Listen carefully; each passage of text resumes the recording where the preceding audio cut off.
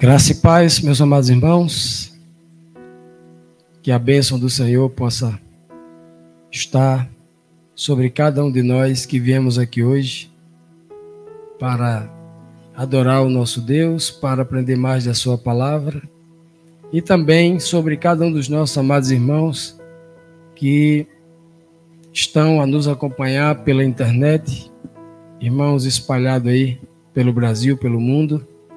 Que esta palavra possa chegar a encontrar guarida nos corações e frutificar. Amados, nós estamos numa série de estudos bíblicos aqui aos domingos à noite. Milagres de Jesus.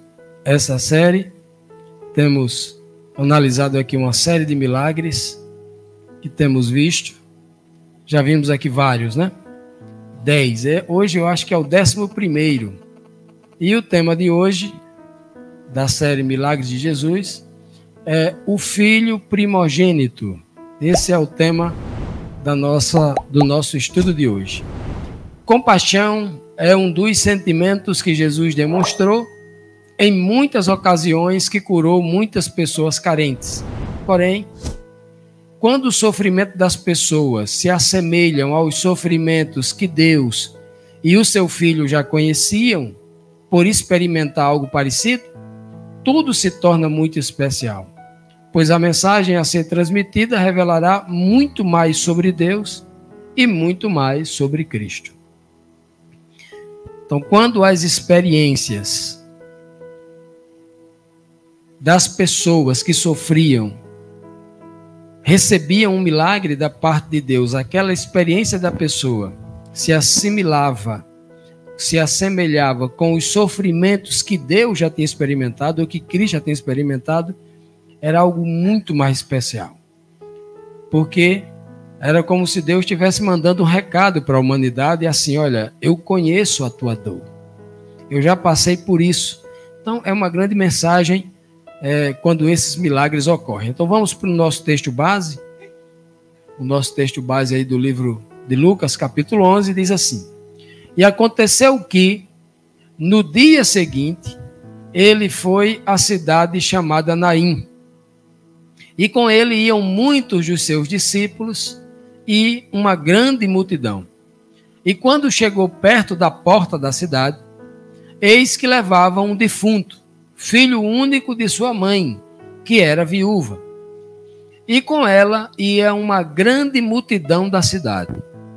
E vendo-a, o Senhor moveu-se de íntima compaixão por ela e disse-lhe: Não chores.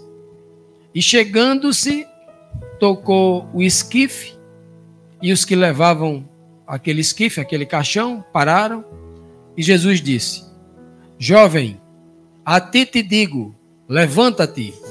E o que fora defunto assentou-se e começou a falar. E Jesus entregou a sua mãe, e de todos se apoderou o temor. E glorificavam a Deus, dizendo: Um grande profeta se levantou entre nós, e Deus visitou o seu povo. E correu dele, de Jesus, esta fama por toda a Judeia e por toda a terra circunvizinha, e os discípulos de João anunciaram-lhe todas estas coisas. Lucas capítulo 7, versículo 11 até o versículo 18. Temos aqui então, meus amados, uma das histórias mais comoventes e um dos milagres mais impactantes que nós encontramos nas Escrituras Sagradas.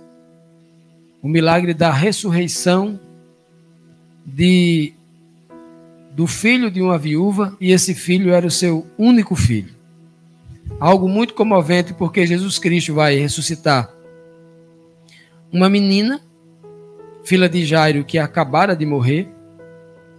Ele vai ressuscitar agora um jovem que já tinha morrido há umas 24 horas ou um pouco mais, porque estava indo agora para a sepultura, já tinha passado aquelas 24 horas das cerimônias, né? Das cerimônias fúnebres, e ele estava indo agora para ser sepultado fora da cidade em algum túmulo. Então, Jesus ressuscita um que acaba de morrer, a filha de Jairo, ressuscita aquele que está morto naquele período de tolerância, né, para ir para a sepultura, no finalzinho, e depois vai ressuscitar Lázaro, que já está morto há 4 dias. Em outras palavras, a Bíblia está dizendo que não há prazo para que Jesus possa ressuscitar um morto. Não importa se ele acabou de morrer, não importa se é depois do velório, não importa se já está enterrado há vários dias. Não importa. O poder de Deus traz qualquer pessoa à vida. E esse milagre específico, ele está cheio de informações importantes. Foi todo um cenário preparado por Deus, as palavras, as pessoas, estão tudo ali para nos transmitir uma série de mensagens implícitas no cenário, nas falas, nas pessoas, cheios de ensinamentos espirituais para nós. E esse é o nosso grande desafio a cada domingo à noite aqui. Vamos então para as aplicações para a nossa edificação espiritual. Vamos lá. Vamos então aqui para a primeira pergunta. O que o nome do lugar onde Jesus realizou o milagre da vida, dando a vida àquele jovem, nos diz sobre a sua obra, sobre o que ele veio fazer aqui na terra? Vamos lá. O texto que nós lemos diz assim: e aconteceu que no dia seguinte ele foi à cidade chamada Naim. Logo após ele ter, obviamente, feito, né, aconteceu algo antes disso aqui, e no dia seguinte ele, do nada, decidiu ir à cidade de Naim. O texto não diz em lugar nenhum o que motivou ele ir a Naim. Simplesmente ele pegou o seu discípulo e falou assim: vamos para Naim. E foram. O texto não diz qual é a motivação. Jesus estava simplesmente sendo guiado por Deus para ir até aquele lugar. Deus o estava guiando para isso. Pode olhar que não há, no contexto, não há nenhuma informação plausível para que Jesus fosse a Naim. E vê o que em Naim? Naim era um vilarejo pequenino demais, que para você encontrar no mapa é uma dificuldade. Você pega todos os mapas antigos, onde consta a maioria das cidades ali, da Judeia, da Samaria e da Galileia, você vai ter grande dificuldade de encontrar Naim. Porque era um vilarejo que não tinha nada para mostrar a ninguém. Quem iria perder tempo indo visitar Naim? Naim não tinha nenhum monumento, Naim não tinha nenhuma fonte, nenhum tanque de águas termais ou algo belo para se ver. Não tinha nada para ver lá em Naim. Ninguém ia perder tempo indo visitar Naim. Mas Deus tinha um plano.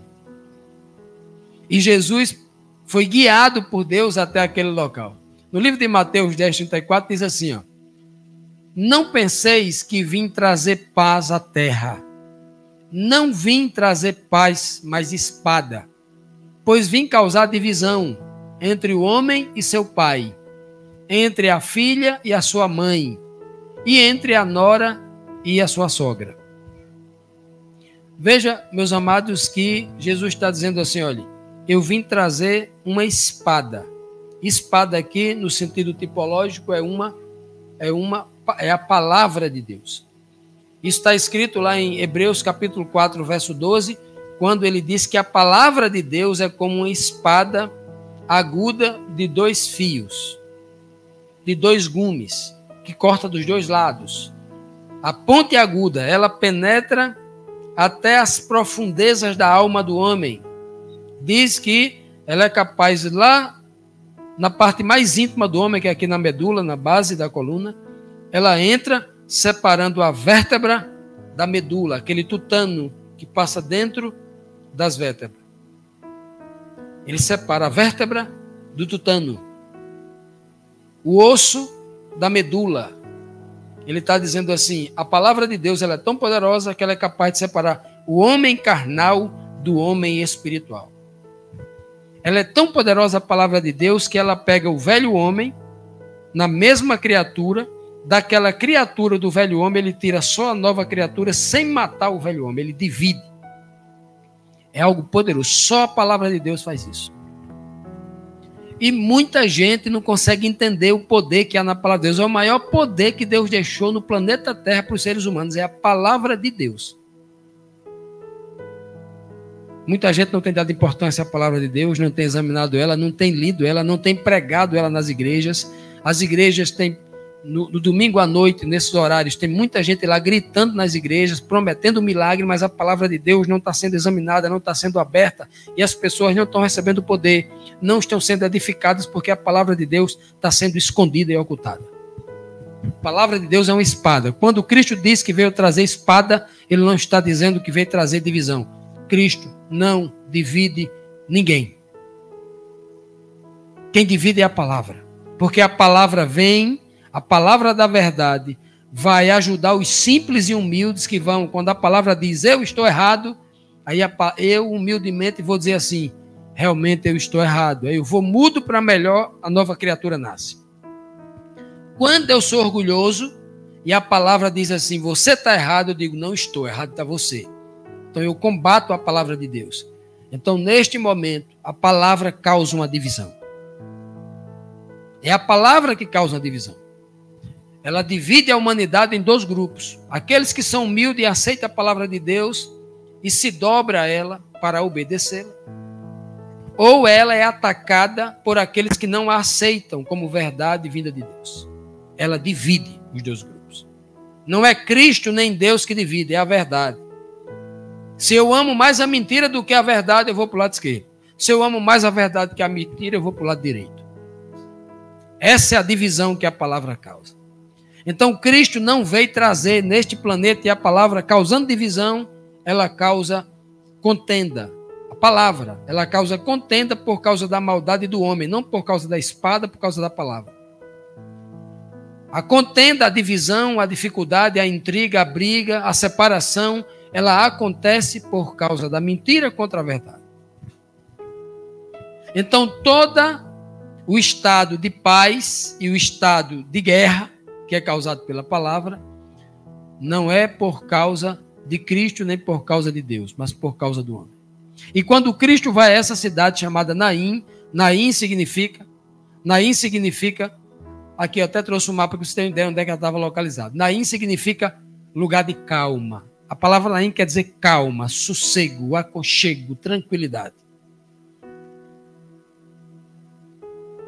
E Jesus traz para aquela cidade que foi sacudida por uma verdadeira guerra entre o bem e o mal, causando uma morte. A terra do sossego foi visitada pela morte.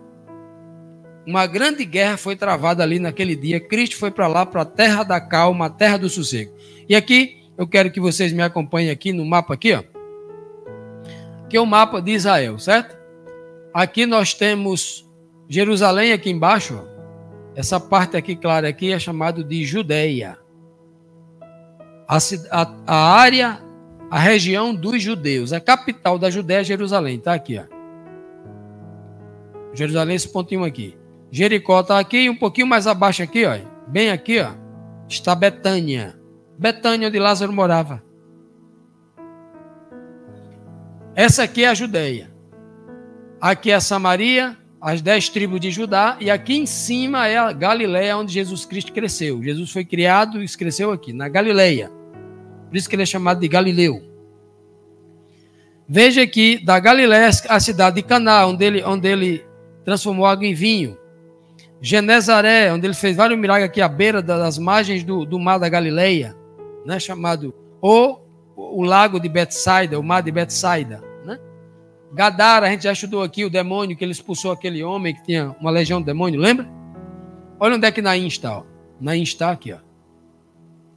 Quase na divisão entre a Galileia e a região da Samaria. Uma cidade pequenina, está aqui, ó. Naim.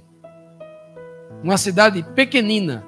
Essa é a cidade onde Jesus Cristo sai da região dele, da Galileia, já em direção a Samaria, quem sabe indo para Jerusalém, e ele passa lá e encontra essa situação de grande tristeza.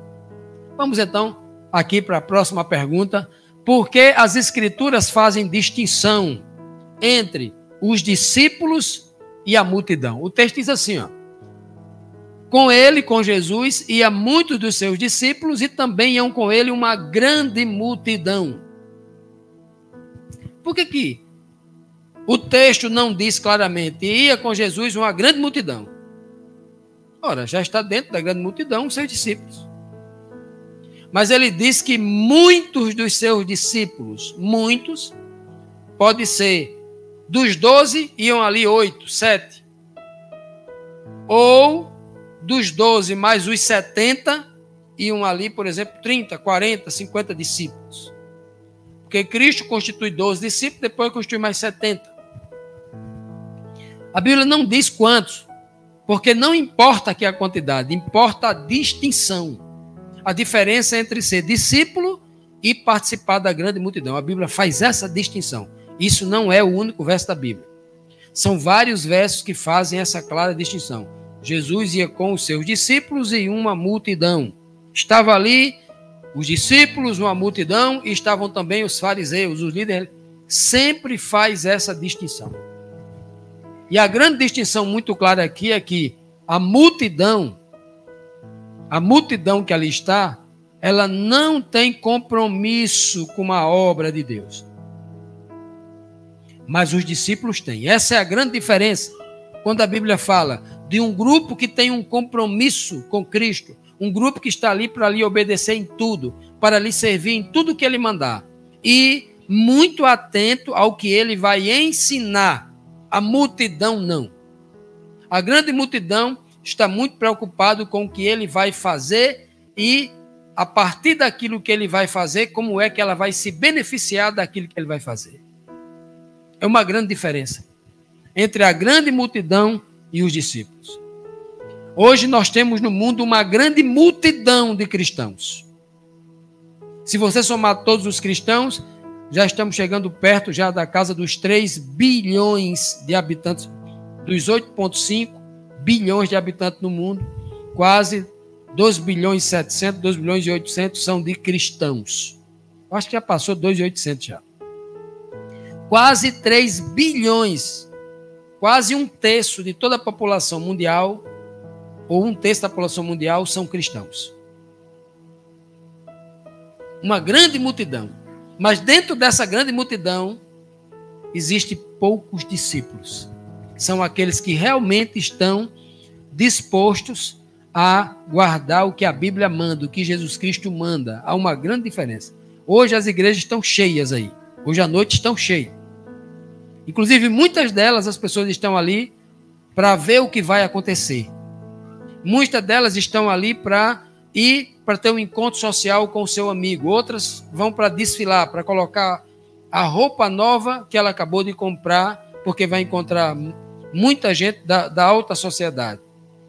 Muitos estão aqui no Brasil, nesta época especificamente, muitos estão agora na igreja, porque tem um encontro político, tem uma eleição daqui a pouco, e tem muita gente buscando voto. Então, todo mundo buscando sempre os seus próprios interesses. Isso faz parte de uma grande multidão. Mas a pergunta é, o que você está buscando? Fique só para você, não me responda. Faça uma auto-reflexão. O que você está buscando ao acompanhar Jesus Cristo? Ao ouvir a palavra de Deus? Você está buscando o quê? Você está buscando aprender para colocar em prática para servir a Jesus Cristo? Ou está buscando seus próprios interesses? Ou interesse combinado com o interesse de outros homens que estão por aí? O texto de João 8,31 diz: disse, pois, Jesus aos judeus que haviam crido nele, se vós permanecerdes na minha palavra, sois verdadeiramente os meus discípulos. Então, discípulo não é aquele que vai para a igreja, não é aquele que acompanha outras pessoas por estar supostamente seguindo Jesus para ver o que ele vai fazer. Discípulo é aqueles que permanecem na palavra, permanecer nas palavras de Cristo. O que significa permanecer nas palavras de Cristo? seguir praticando aquelas palavras que aprendeu, e não é praticar num final de semana. Não é passar um ano praticando as palavras de Cristo. É permanecer, viver a sua vida inteira praticando aquelas palavras. Essa é a diferença entre o discípulo e a grande multidão. Porque o propósito de Deus foi que Jesus encontrasse o povo de Naim na porta, fora da cidade, já entrando na cidade. Por que que ele encontra o povo daquela cidadezinha pequena? Todo mundo conhecia todo mundo. Eu imagino que todo mundo da cidade vinha, irmão Pedro, com o defunto. Uma cidade pequena, antigamente, morreu alguém, todo mundo conhece. Então a cidade ficou ninguém em casa, só quem não podia andar. Mas a cidade inteira estava saindo para ir para o enterro, por isso que era uma multidão. Como é que uma cidade pequena tem uma multidão? Realmente, praticamente toda a cidade pequena, todo o vilarejo estava saindo, e ele encontra lá fora, já fora das portas da cidade. Por que que tinha que ser ali, fora da porta da cidade? Que mensagem é essa? Quando chegou perto da porta da cidade, eis que levavam um defunto. Diz o texto que a gente leu, né? Porque na porta da cidade. O livro de Romanos 8:26 diz assim, ó: e sabemos que todas as coisas contribuem juntamente para o bem daqueles que amam a Deus, daqueles que são chamados segundo o seu propósito. Todas as coisas contribuem. Jesus encontra exatamente aquele povo ali fora das portas da cidade. Justamente no enterro, um enterro que estava levando, um cortejo fúnebre que estava levando um defunto, que tudo ali parecia ser um cenário de derrota, de desgraça, de choro. Para muita gente parecia ser o fim, mas com certeza para a mãe do defunto era o fim. Para ela era o fim de tudo. Já imaginou? Naquela época, uma mulher que não tinha vez nem voz igual a mulher de hoje. A mulher de hoje tem. Em países liberais como o Brasil, né, onde há um regime democrático como o Brasil e outras nações signatárias desse tipo de governo, as mulheres têm vez e voz. As mulheres estão aí batalhando por um salário igual ao dos homens. As mulheres têm empregos que os homens têm, que antigamente não tinha. Tem mulher hoje na polícia que é coronel, que manda num capitão da polícia, da mesma polícia. Antigamente era inimaginário, nos tempos desse aqui, haver um negócio desse. Não tinha essa possibilidade. Então a mulher era assim, algo tão frágil, tão prejudicado na sociedade, nessa sociedade dos judeus aqui, dos hebreus, e muitas outras nações daquela época.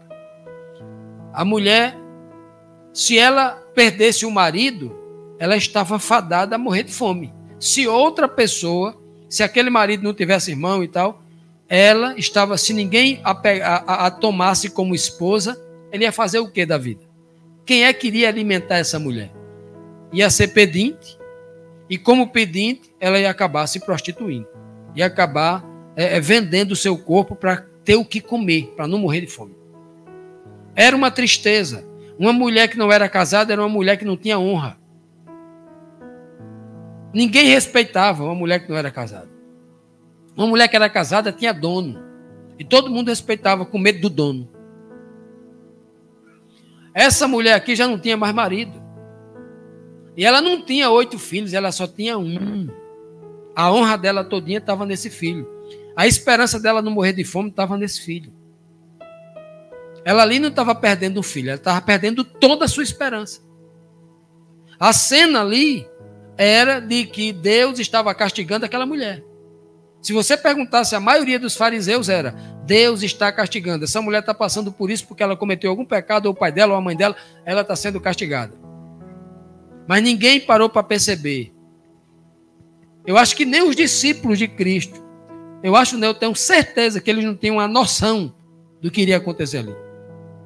Se eu tivesse acompanhando Jesus Cristo e vendo toda aquela cena, conhecendo a história daquela mulher e daquele defunto ali, eu fazia era chorar junto com os discípulos, com aquele povo. Porque era um estado de pena, de piedade, de sofrimento. Era muito difícil.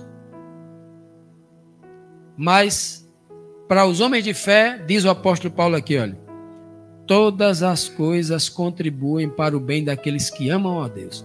Se aquela mulher amava a Deus e temesse a Deus, tudo estava acontecendo para o bem. Vamos ver se realmente isso é para o bem. Que informação o texto traz sobre os familiares do defunto? Diz o texto assim, ó, ele era filho único de sua mãe, que era, olha só, ele era filho único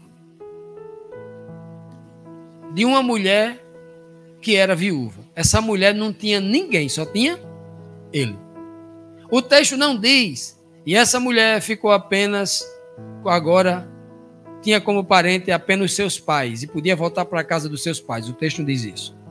Que essa mulher tinha irmãos e irmãs, o texto não diz isso.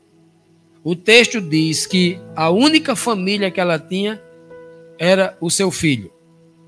Era a única família que ela tinha, era o seu filho. E o seu filho agora acabara de falecer. Eu olho para um texto de Jeremias 6:26, quando o Senhor profere uma grande dor e um sofrimento contra o povo de Israel, que estava em estado avançado de apostasia.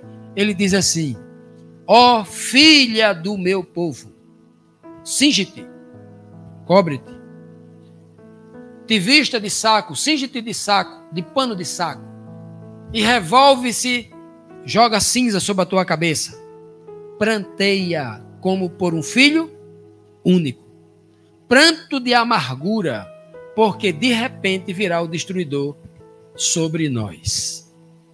Então veja que um lamento dado aqui por Jeremias, cheio do Espírito de Deus, Jeremias está dizendo, virá o destruidor sobre nós. Babilônia, com o rei de Babilônia, está vindo com um grande exército. E os primogênitos vão morrer, os filhos únicos. Igual lá no Egito. Assim como Deus puniu o Egito, os filhos únicos e os primogênitos lá do Egito. Aqui vai morrer muita gente também, porque, ó filha do meu povo. Por que ele fala filha do meu povo? Porque ele está falando de uma igreja remanescente, uma igreja que era descendente daquela igreja lá do deserto, aquela igreja rebelde do deserto, falando contra Jerusalém. Jerusalém, a filha remanescente. Chegou a hora de Jerusalém prantear. E ele diz qual é o pranto que se pranteia por um filho único. Eu não sei aqui, eu acho que ninguém aqui tem filho único. Eu acho que as pessoas todas estão aqui, sempre tem mais de um filho aqui. Os que são pais, Bian tem um. Um também, né? É. Então, veja aqui, olha, as pessoas os irmãos que aqui têm filho único, ele talvez nunca tenha nem a coragem de parar para pensar se eles perdessem esse filho único. Eu já vi casais perderem seu filho único. Conheço alguns casais. Eu conheço mães que deixaram de viver. Vegetam hoje. Porque não tem mais sentido viver. Não sai para mais lugar nenhum. Tem pessoas que ficaram tão doentes que o quarto do filho está do jeito que o filho deixou antes de morrer. Uma doença. Uma dor tão grande que cega a pessoa e ela entra numa doença. Uma doença mental, a depressão e outras coisas parecidas. Desse gênero. Porque é uma dor, segundo o texto aqui, é uma dor de amargura. É muito amargo passar por uma situação dessa. Aquela mulher estava vivendo uma amargura. Naquele momento, tudo que Jesus Cristo dissesse para ela, ela não ia entender nada. Não adianta você chegar para uma pessoa numa dor dessa, você dizer, estou aqui, prezar de mim. Depois ela nem vai saber se você teve lá o que você fez. Nem lembra. Porque é uma dor muito grande. Perder um filho único. E isso está aqui, escrito aqui, olha.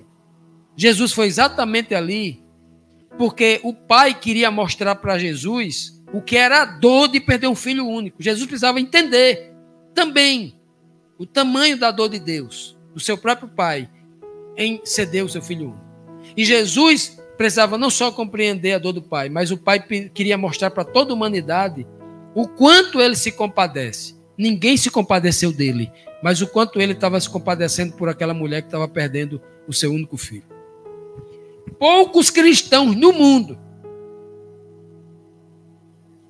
se compadecem de Deus, porque Deus perdeu o seu único filho. Deu o seu único filho. Ai não, Deus é o Todo-Poderoso, eu não posso me compadecer dele. Compadecer não no sentido de ter pena de Deus, mas no sentido de compreender o tamanho do sacrifício e o sofrimento que ele fez ao fazer isso. Ele deu o seu filho para nunca mais ter ele de volta. Ele deu o seu filho para morrer, para nunca mais ter ele de volta. Ele deu o seu filho divino lá atrás, o seu filho unigênito, para receber um primogênito dentro da humanidade. Não tem sacrifício maior do que esse na Bíblia. Por isso que a Bíblia diz, Deus amou o mundo de tal maneira que deu o seu filho unigênito. O seu único filho, gerado dele mesmo, unigênito, único daquela espécie divina igual a ele, para receber um primogênito, um filho dos seres humanos, de volta. Ele deu aquele, porque aquele morreu, não existe mais. Aquele filho divino não existe mais. Porque ele deu, ele sacrificou, aquele era o cordeiro dele, que ele sacrificou pela raça humana.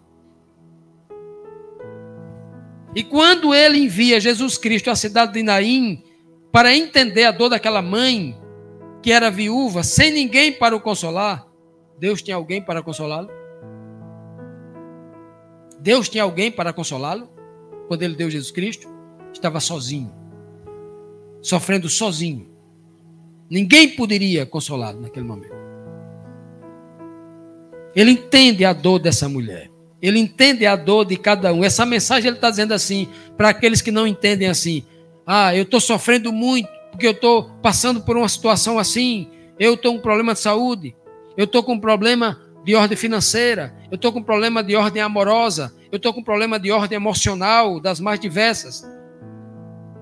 Deus não me escuta mais, porque Ele não me entende. Ah, se tem alguém que te entende, é Ele. Porque ninguém sofreu igual Ele sofreu. Ele sabe cada dor de cada ser humano. Eu não tenho dúvida que Jesus também sente a mesma coisa, porque ao sacrificar-se, deixando uma natureza para assumir outra, e ser tentado em tudo, experimentar todas as nossas dores, as nossas agruras, sofrimento, levou sobre si as nossas enfermidades, Ele sabe aonde cada um de nós sente a dor. Conhece, né? O Filho único de Deus. Que sentimentos de Deus e de Cristo revelam o seu amor pela raça humana? Quais foram os sentimentos? A Bíblia diz que o Senhor moveu-se de íntima compaixão por ela e disse a ela, não chore. Olha que texto. O texto diz assim, o Senhor comoveu-se, moveu-se por dentro, sentindo piedade, compaixão da dor por ela. O texto não diz que era pelo defunto, ela pela mãe. O foco ali não é nem o defunto, é a mãe. Eu não encontro nessa escritura o foco sendo, mas o menino foi beneficiado recebendo a vida. Claro, não tenho dúvida. Não vamos discutir aqui que Deus beneficia o menino através de Cristo, recebe a vida de volta. É beneficiado. Ele é um ator nesse processo. Ele é um ator coadjuvante, porque o ator principal aqui é ela, é a mãe, é a viúva. É ela. Jesus comoveu-se de íntima compaixão por ela. Até porque o que estava morto estava descansando. Não sentia dor mais não. Não sentia dor nenhuma. Não participava mais nada deste mundo. Não tinha mais memória, não tinha mais nada. Estava morto. A compaixão é por ela. Íntima compaixão. Agora o texto não fala aqui que foi Jesus. Diz o Senhor. E o Senhor aqui tanto pode ser o Senhor Jesus, como pode ser o Pai. Quando está escrito aqui no livro de Lucas, o Senhor moveu-se de íntima compaixão, pode ser muito bem o Senhor, o Espírito de Deus, dentro de Cristo, que habitava na mente de Cristo. Eu não tenho dúvida que Deus, o Pai, também se comoveu de grande compaixão. Tinha visto o sofrimento dela há muito tempo. Há muito tempo, muito antes de Cristo. Até enviar Jesus Cristo para Naim. Também não tenho dúvida que Jesus Cristo ficou altamente comovido dessa coisa. Não tenho dúvida que Jesus também ficou muito tocado, cheio de piedade pelo sofrimento daquela pobre mulher. Agora, o que eu não vejo é os líderes religiosos cheios de compaixão por essa mulher. O que eu vejo é os líderes religiosos da época olhando para o pobre sofredor, sem nenhuma disponibilidade de ajudar fisicamente ou espiritualmente, mas estavam muito dispostos a acusar aquela pessoa e dizer assim: está sofrendo? Culpa do seu pecado. Deus está lhe castigando. Não tem essa íntima compaixão. Era por ela, diz o texto. E Jesus chega para aquela mulher e diz assim: não chore. Já viu que pedido é esse? Essa mulher nem escutou isso. Se você pegar qualquer psicólogo no mundo, qualquer psiquiatra, qualquer pessoa com qualquer estudante aí dessas questões, das questões emocionais, né, da saúde mental, qualquer pessoa dessa área, você perguntar, você vai dizer assim para ela assim: ó, chore bastante, coloque tudo para fora. Coloque todos os males para fora. É o que vai dizer. Porque vai fazer bem. Chore muito. Chore até as lágrimas que você não tem. Coloque tudo para fora. Não guarde nada não.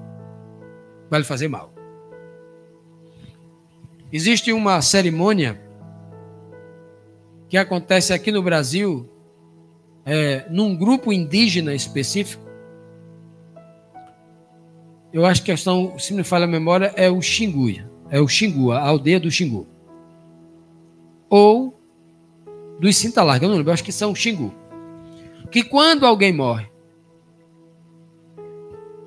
eles passam 2, 3 dias de luto.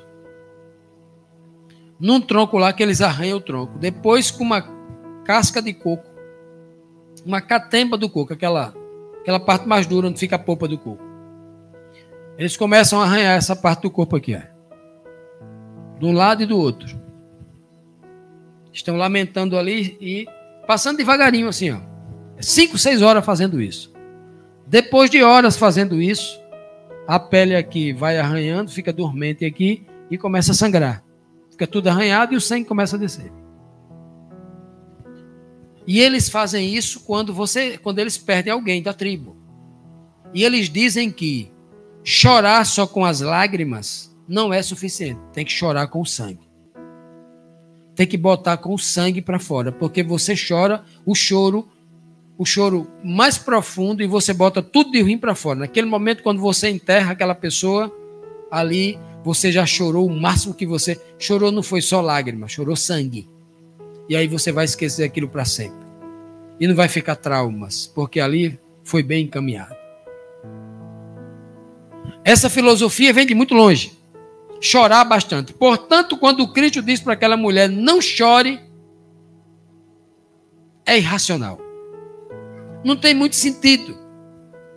As próprias cerimônias em Israel, as pessoas contratavam mulheres choradeiras, as choradeiras. Porque eles queriam demonstrar publicamente, dar uma satisfação social de que a dor que eles estavam sentindo era muito grande. Então eles contratavam várias mulheres que tinham a profissão de ser mulheres choradeiras de enterro. Essas mulheres iriam chorar. Quanto mais gente chorava, era melhor. Isso já era uma própria cultura de que chorar era algo que deveria acontecer durante aquele período do luto, aquele período, né, da perda, do sofrimento. No livro do Salmo 103, versículo 3, diz assim: ó, assim como um pai se compadece de seus filhos, Assim o Senhor se compadece daqueles que o temem. Não tenho dúvida aqui que o Senhor aqui moveu-se de íntima compaixão, está se compadecendo daquela viúva, daquela mulher, porque aquela mulher o temia. Não tenho dúvida disso. Está implícito. Aquela mulher é uma mulher sofredora e está sendo visitada por Deus em Cristo Jesus, sendo visitada pelo Senhor Jesus Cristo, porque aquela mulher temia a Deus. Não que aqueles que não temam, até aquele momento estejam em profundo desespero e sofrimento, clamando a Deus, não seja visitado por Deus também. Não que não seja. Qualquer um o Senhor visita. Quando em desespero, crendo ou não, sendo crente ou não, sendo batizado ou não, pedindo a Deus no seu desespero, Deus atende. Atendeu a mim e atendeu muitas outras pessoas que eu conheço, que não eram crentes, né? Nominalmente falando, mas o Senhor atende. Atende a oração e o pedido de socorro de qualquer um que o busque de todo o coração. O que Jesus queria demonstrar ao colocar a mão num objeto imundo, que ninguém tocava em algo que tivesse morto, né? Ou alguém tivesse morto ali. A Bíblia diz que chegando-se Jesus, próximo daquela multidão, é o encontro de duas multidões. Uma multidão que vem com Cristo e uma multidão que vem saindo. Isso era bom, sabe por quê? Porque ninguém podia passar. Era obrigado a parar ali e ter uma conversa com Cristo. Uma multidão não deixava o outro seguir na estrada. E outra multidão de cá não deixava entrar na cidade. Tinha que parar ali.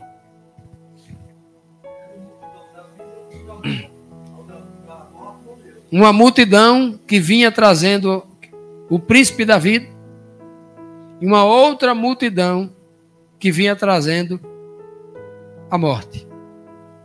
Duas multidões se encontram e Jesus vai ali para aquele cortejo e vai ali e diz para a mulher, não chore.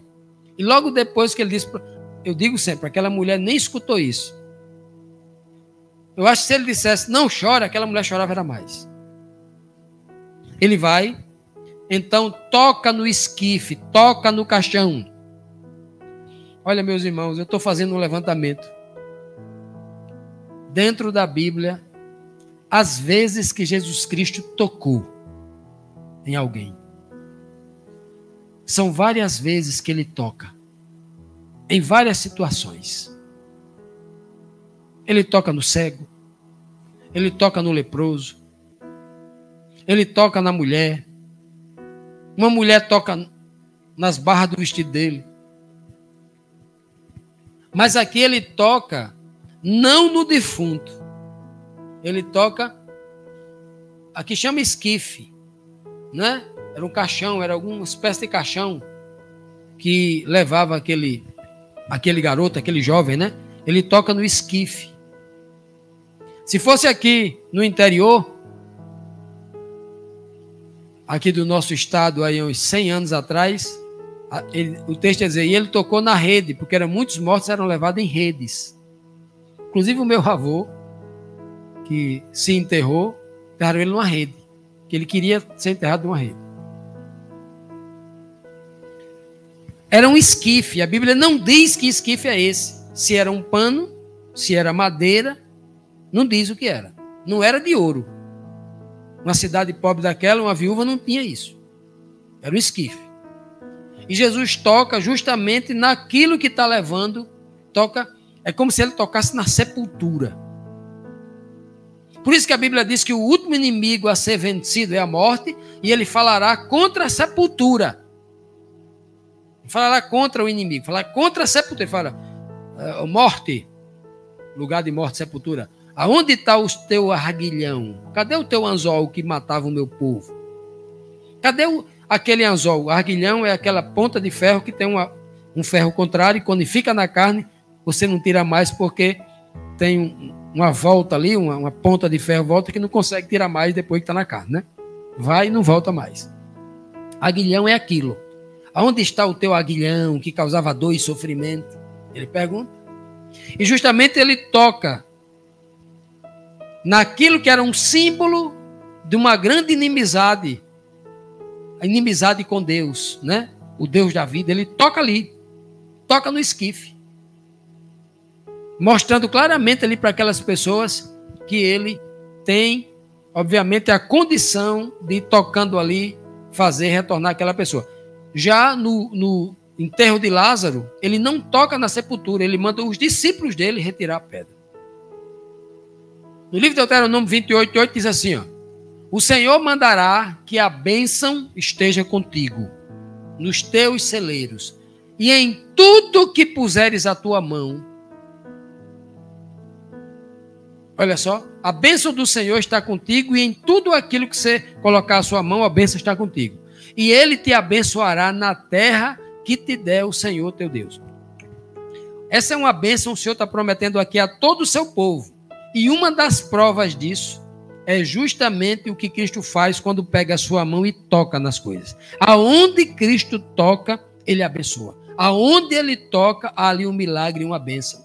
Cristo está mostrando para mim e para você que se eu e você formos fiéis a Deus,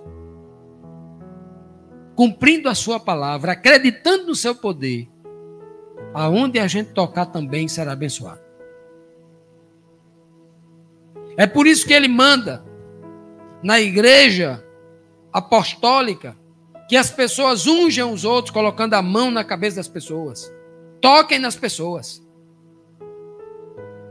Olha que coisa linda. E Jesus toca ali justamente para dizer assim, olha, não chore porque chegou aí a solução para a morte.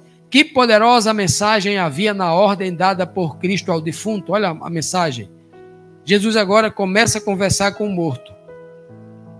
Parece algo irracional de novo, né? Primeiro ele faz um pedido irracional à mulher, não chore. Irracional para nós seres humanos que não temos fé. Depois ele faz agora um outro pedido e eu começo a falar agora com o menino que está no esquife. Parou, tocou para parar o esquife e então ele começa a conversar com o defunto. Jovem, a ti te digo, levanta-te. Eu imagino que quem estivesse olhando assim ali, né? Até aqueles que estavam tocados assim, estavam querendo chegar logo na sepultura para enterrar logo e se livrar daquilo, né? Ficou incomodado, porque Jesus estava atrapalhando o enterro, o cortejo. E Jesus começa a conversar. A ti te digo, levanta-te. Olha, o verbo que está aqui, para mim, que ele é gritante em toda a Bíblia, e ele poderia ter dito, a ti te digo, vive, te dou a vida. Ele não diz isso. O que ele vai dizer é, levanta-te. Ou seja, fique de pé, porque todo homem que está vivo está de pé. Quem está deitado está morto. A gente, quando se deita para dormir, Cristo vai dizer que a morte é comparado ao sono. Então, sempre que ele diz levanta-te, ele está usando esse termo para dizer assim, olha, o que tem de crente nas igrejas, tudo morto, sentado, deitado, que não se dispõe a ir, não levanta, porque, irmão Pedro, quem que levanta para ficar de braço cruzado? Você se levanta para ir, você se levanta de um sofá para ir fazer alguma coisa, se levanta da cama para ir trabalhar, você se levanta e vai. Então, quando ele está, obviamente, transmitindo uma mensagem para mim e para você, levanta-te, ou em outras palavras, dispõe-te, se dispõe aí.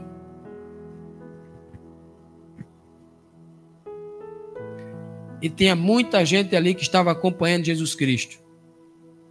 Tanto saindo da cidade, como aqueles que vinham com ele lá da região da Galileia, quem sabe lá de Cafarnaum, estavam indo ali com eles que estavam de pé, mas estavam mortos. Estavam até indo fisicamente, mas o coração estava deitado, estava dormindo, porque não queria trabalhar. Em Efésios 5,14 diz, por isso é que foi dito, desperta, ó tu que dormes, levanta-te dentre os mortos e Cristo resplandecerá sobre ti. Olha que Paulo está dizendo aqui. Você que está sentado na igreja, respirando oxigênio, está vivo biologicamente. Ele diz assim, olha, você está acordado, desperta para um despertamento espiritual. Acorde, perceba em que tempo você está vivendo. Olha ao seu redor, tem muita gente sofrendo, muita gente carecendo de ouvir a palavra de Deus. Tem muita gente presa a este mundo, presa às garras e às correntes do medo, né, da dúvida, cheio de temor, cheio de doença no corpo, por causa do medo que está. Liberta esse povo, vá lá, converse com as pessoas, ensine as pessoas, oriente as pessoas, desperte. A igreja vive um estado de sonolência. O livro do Apocalipse, lá, falando da igreja de Laodiceia, ela fala que está no estado de mornidão. O estado de mornidão é exatamente o estado de sonolência. Saia daqui, vá para casa de 9 horas da noite, toma um banho frio. Você desperta na hora. Vai passar 1 hora para dormir. Agora saia daqui, tendo dormido a tarde todinha descansado, toma um banho quente de 10 horas. Dá logo uma leseira, uma lerdeza, vai dormir. Por isso que ele manda a igreja despertar, acordar. Desperta tu que dorme desse sono espiritual. Por isso que ele manda a gente se levantar. Levanta-te. O mundo para a Bíblia Sagrada é um mundo de mortos, porque a gente só passa a ser vivo quando a gente nasce como nova criatura na fé em Cristo Jesus. Se eu não nasci como nova criatura em Cristo Jesus, a Bíblia me diz que eu sou como um morto. Preciso encontrar a vida. Que devem fazer aqueles que são resgatados da morte para uma nova vida espiritual? A Bíblia diz que o que fora defunto assentou-se, porque Cristo mandou. Cristo mandou ele fazer o quê? Se levantar. Ele fez o quê? Se sentou. Cristo disse, te levanta. Aí ele fez o quê? Sentou. Se sentou e começou a falar. No livro de Mateus 10, 32 diz assim, ó, quem, pois, me confessar diante dos homens, eu também o confessarei diante do meu Pai que está nos céus. Então, toda pessoa que tem um encontro com Cristo e recebe dele a oportunidade de viver uma nova vida, é ressuscitado espiritualmente de uma vida carnal para uma vida espiritual. Recebe uma transformação de vida no mesmo ser, uma nova criatura, como se tivesse ressuscitado para ser uma nova criatura. Ele precisa começar a falar. Ele precisa começar a testemunhar do que ele viu, do que ele ouviu, do que Deus fez na vida dele. É como esse defunto aqui, ó. Sentou e começou a falar. A Bíblia nem diz o que foi que ele falou. Porque não importa. Importa o que ele fez. E isso é registrado pelo Evangelho. Justamente porque toda nova criatura que nasce em Cristo Jesus, ele não se controla. Ele precisa dizer para o mundo inteiro o que Deus fez na vida dele. O que Jesus fez na vida dele. Ele é uma nova criatura. E ele vai começar a falar. Ele vai testemunhar. É tão claro isso que a Bíblia diz, ó, bem claro.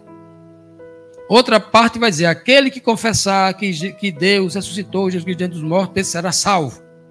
Aquele que confessar Jesus Cristo diante dos homens, ele também terá o seu nome confessado diante de Deus, o Pai nos céus e diante dos seus anjos.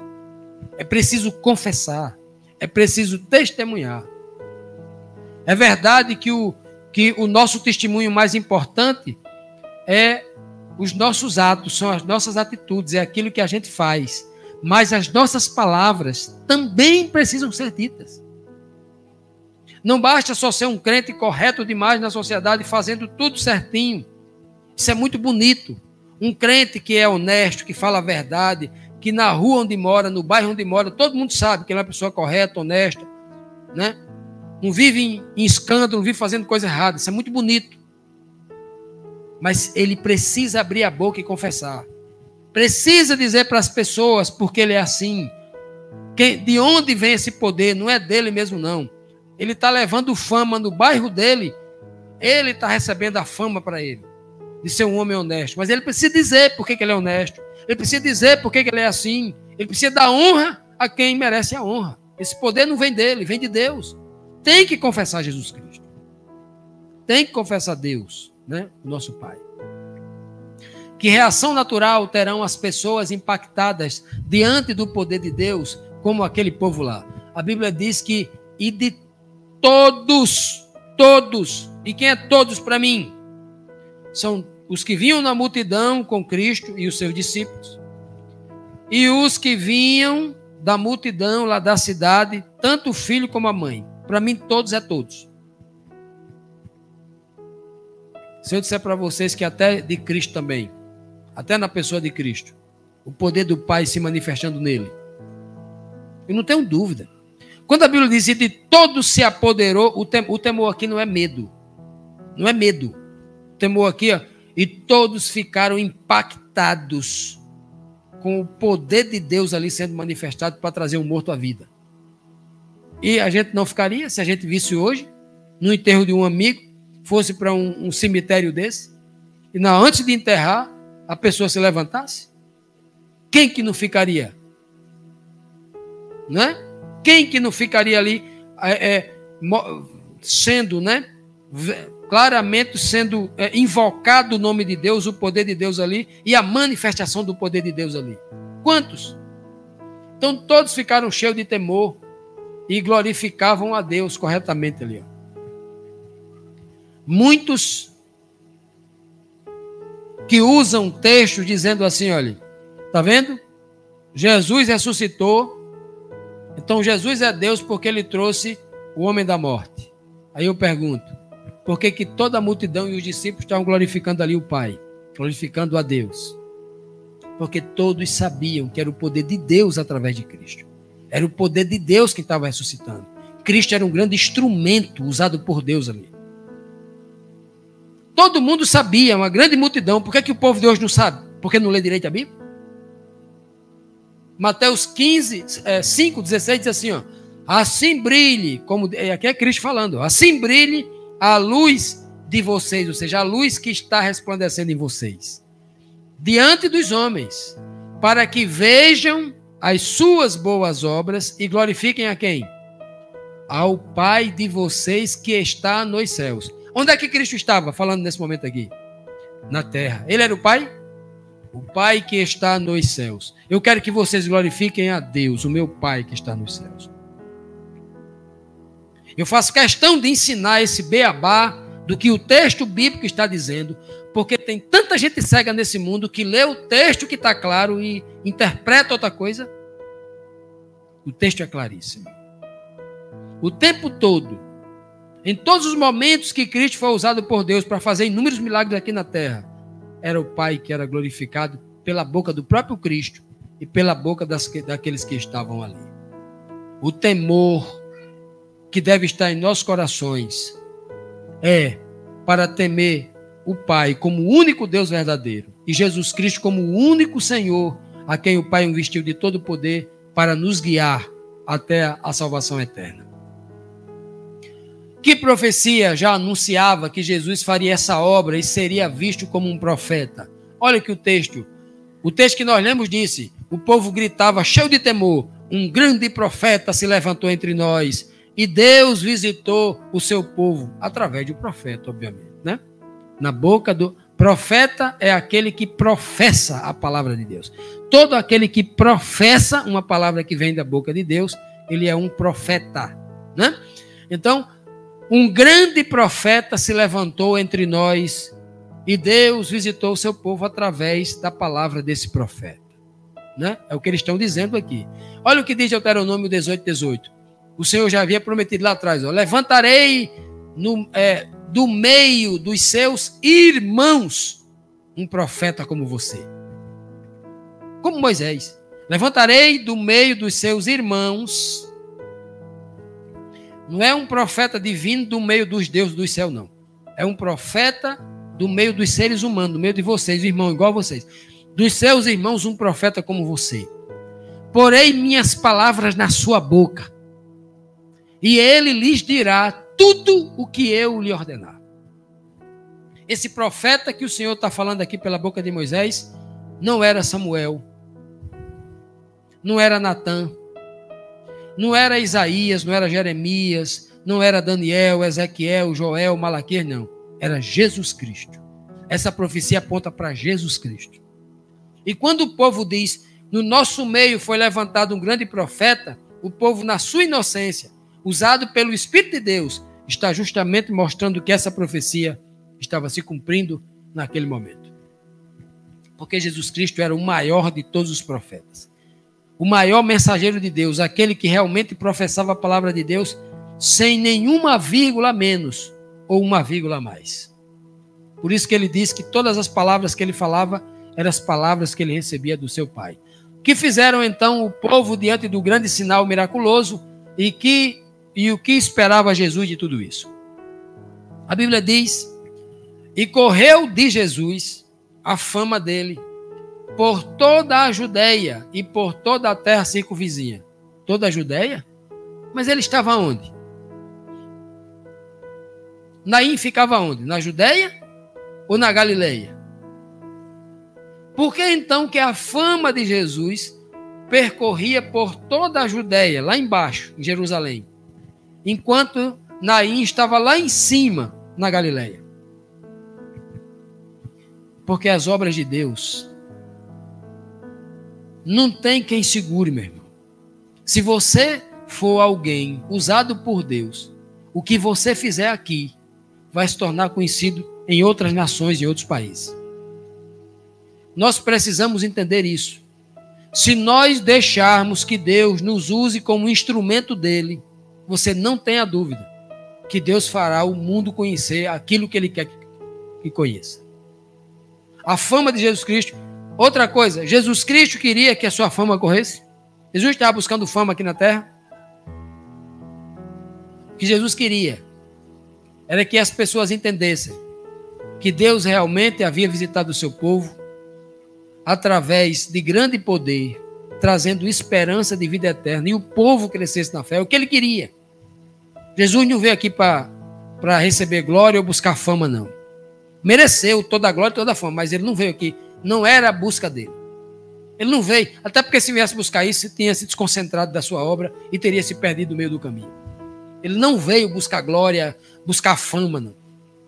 Todo homem que se detém na busca de glória, de fama, de reconhecimento, ele se perde no meio do caminho.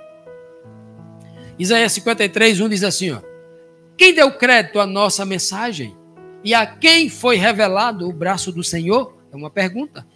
É o capítulo messiânico, o capítulo mais messiânico do livro de Isaías, mostrando ali o Messias sofredor, aquele que viria para sofrer, levar as nossas dores, doenças, enfermidades sobre si.